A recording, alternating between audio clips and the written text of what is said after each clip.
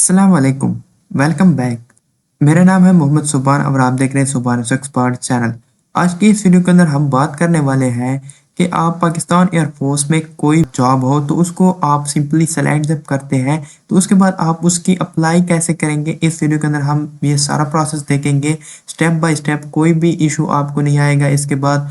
जैसे कि अभी मुझे एक दोस्त ने ये मैसेज सेंड किया है, आप जो है मुझे पाकिस्तान एयरफोर्स जो कि एक बेस्ट बेस्ट फोर्सेस हैं उसमें हमें एज ए कमीशन ऑफिसर आपको अप्लाई करके दें। तो चलो हम इसके लिए अप्लाई कर लेते हैं। जैसे कि इसकी जो डेट है वो यहाँ पर बताई गई है कि 3 फरवरी से लेकर 16 फरवरी तक है 2025। तो चलो इसके लिए अपने करना क्या है कि अपना एक कोई भी जीमेल ओपन कर लेना है। जैसे ये मैंने ओपन किया है तो यहाँ पर आपने करना क्या है कि आपने यहाँ पर सिंपली टाइप करना है। अगर आपके पास लैपटॉप हुआ तो अच्छी बात है, अदरवाइज आप ये मोबाइल से भी कर सकते हैं। तो यहाँ पर आपने सिंपली टाइप क्या करना है कि paf.government.pk, ये आपने सिंपली टाइप करना है। जैसे ही ये टाइप करोगे तो आपके सामने इस तरह की एक ऑफिशियल वेबसाइट जो है पाकिस्तान एयरफोर्स की वो आपके सामने इस तरह से ओपन हो जाएगी। जैसे ही ये वेबसाइट आपके सामने ओपन होती है तो यहाँ पर आपको डिफरेंट ऑप्शंस मिलते हैं। आपके सामने इस तरह का एक इंटरफेस ओपन हो जाता है। जैसे कि यहाँ पर आप देख सकते हैं कि as an officer, as an airman, as a civilian, तो यहाँ पर आपको डिफरेंट ऑफर्स प्रोवाइड की जाती है। इनकी तरफ से डिफरेंट जॉब्स आपको प्रोवाइड की जाती है। तो जैसे कि हम फिर इसके लिए अप्लाई कैसे करेंगे, जो जॉब अब अवेलेबल होगी उसी की ही हम अप्लाई कर सकेंगे। तो जैसे मैं इस नीचे एक ऑप्शन हमें मिलता फिर है जॉइन PAF नाउ, तो इस पर हमने सिंपली फिर क्लिक कर लेना है। इस पर जैसे ही आपको क्लिक करेंगे तो यहाँ पर हमें एक नोटिस दिया जाता है। स्टार्टअप में एक नोटिस मिल जाता है। पहले पहले तो हमारे सामने इस तरह का एक इश्तिहार ओपन हो जाता है। यहाँ पर बताया जा रहा है कि अभी जो है जो कि नाउ अभी जो हमें प्रोवाइड किया जा रहा है वो एज ए कमीशन ऑफिसर हम PAF के लिए अप्लाई कर सकते हैं।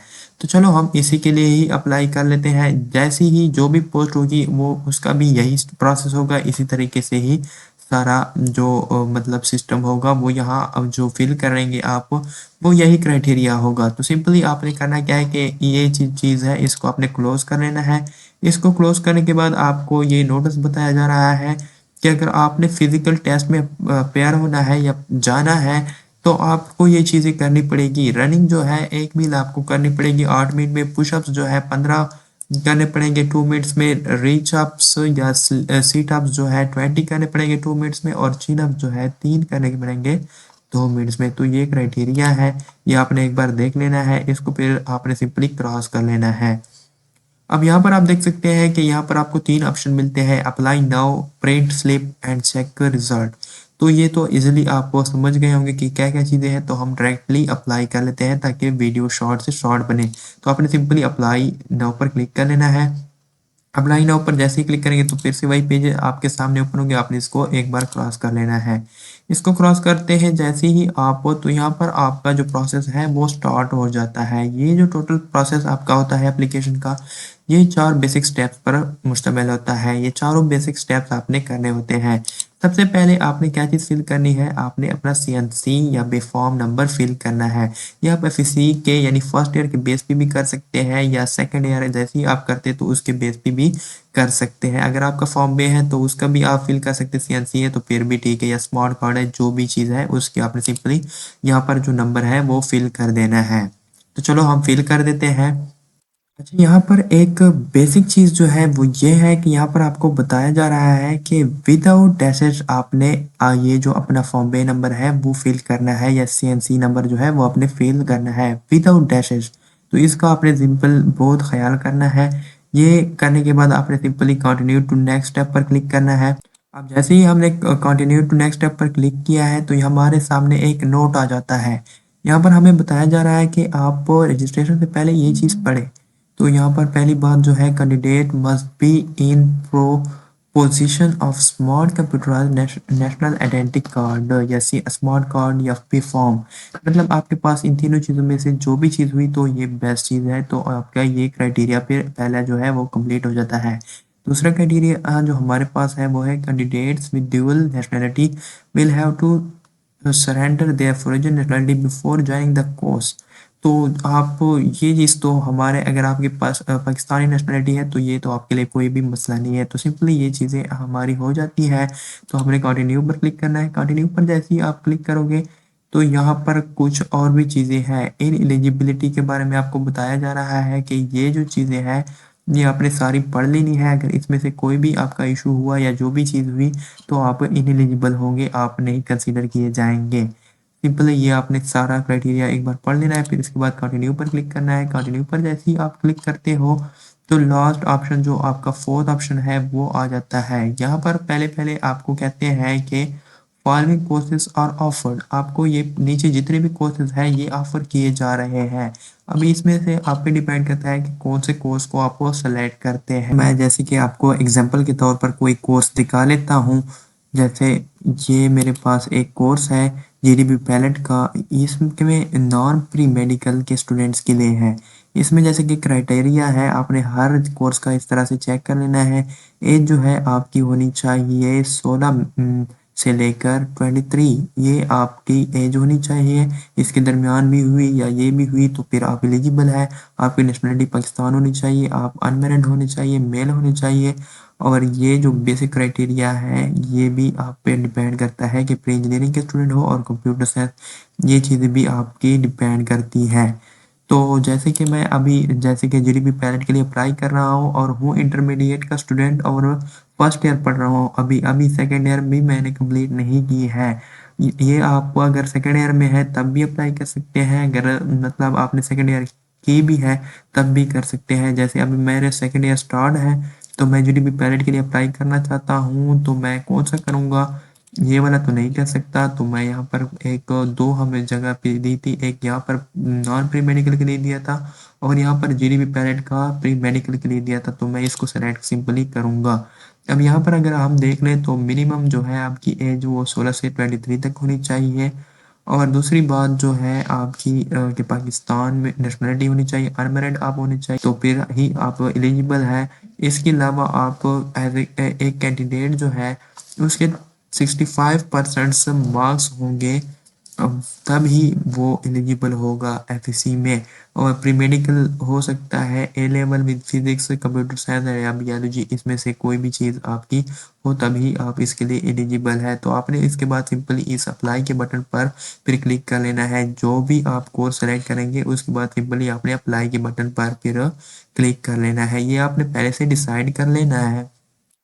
तो चलो जैसे कि हम इसके लिए अप्लाई कर लेते हैं। सिंपली आपने अप्लाई पर क्लिक करना है। अप्लाई पे जैसे ही आप क्लिक करोगे तो यहाँ पर फिर से आपके सामने इस तरह का ये ओपन हो जाएगा। आपने इसको सिंपली क्लोज कर लेना है। ये भी आपने क्लोज कर लेना है।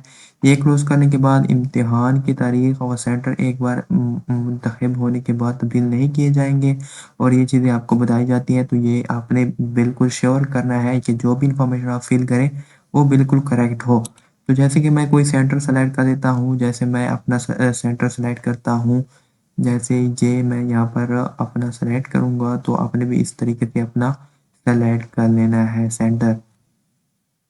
तो जैसे ये मैंने मियांमारी सेलेक्ट कर लिया उसके बाद ऑफिसर्स ऑफिसर्स ये आपकी कैटेगरी के जीडीपी पायलट आपकी वो है ब्रांच है। इसके अलावा यहाँ पर आपने अपना नाम लिख लेना है। जैसे मैं कोई लिख लेता हूँ XYZ, जैसे मैं अभी लिख लेता हूँ फर्जी नाम। उसके बाद आपने अब्बू का नाम लिख लेना है XYZ, जैसे मैं लिख लेता हूँ। अपना एज जो है वो बिल्कुल श्योर जो आपके CNC नंबर या फॉर्म बे नंबर पर लिखा है वही लिख लेना है।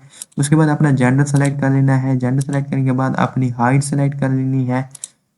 हाइट को आपने सेंटीमीटर में सेलेक्ट करना है, तो ये आपने यहाँ पर एक बार श्योर करके आपने फिर लगा लेनी है। उसके बाद आपने रिलीजन अपना सेलेक्ट करना है। रिलीजन सेलेक्ट करने के बाद आपने मैरिटल स्टेटस जो है वो आपने सेलेक्ट कर लेना है कि आप मैरिड हो या अनमैरिड हो। उसके बाद आपने अपनी जो डोमिसाइल है वो किस जगह की है तो वो भी आपने सेलेक्ट कर लेनी है।